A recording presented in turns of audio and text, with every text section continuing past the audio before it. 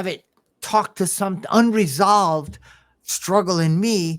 They triggered me, and then I said something, Right. Right. And it doesn't go anywhere.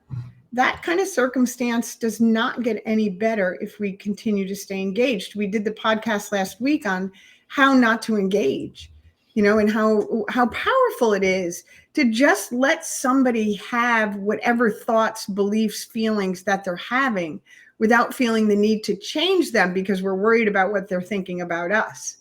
The bottom line is, and this is from my own experience with people, is the people that want to think ill of you, that want you to be the nemesis, that, the people that want to put you in that box are going to put you in that box regardless of what you do, what you say, or how you behave. That's their stuff, right? I think, one of the coaches on our team, Sue Pepper, she says, what's my stuff, what's your stuff, and what's God's stuff.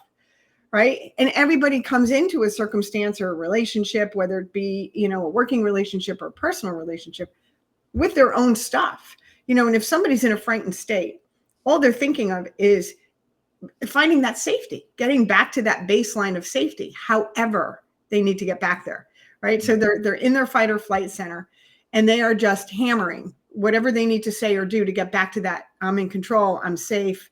Everything is going to work out just fine. You can't really deal with somebody when they're in that state. So it's better just to let them, like you were saying, just let them have their moment, whatever it is. You don't need to be right. You don't need to defend. When we're in a circumstance and we're disagreeing with the way somebody's thinking or their belief system or what they're even saying about you, you can just allow them to have those feelings and say, I'm sorry you feel that way. I don't have to personalize it. Just because they're saying it doesn't make it true. It makes it true for them. It doesn't make it true for me. But I don't need to rub that in their face, especially if they're in an activated state and they can't possibly hear that. It's falling on deaf ears. So it's best just to allow the circumstance to unfold without engaging.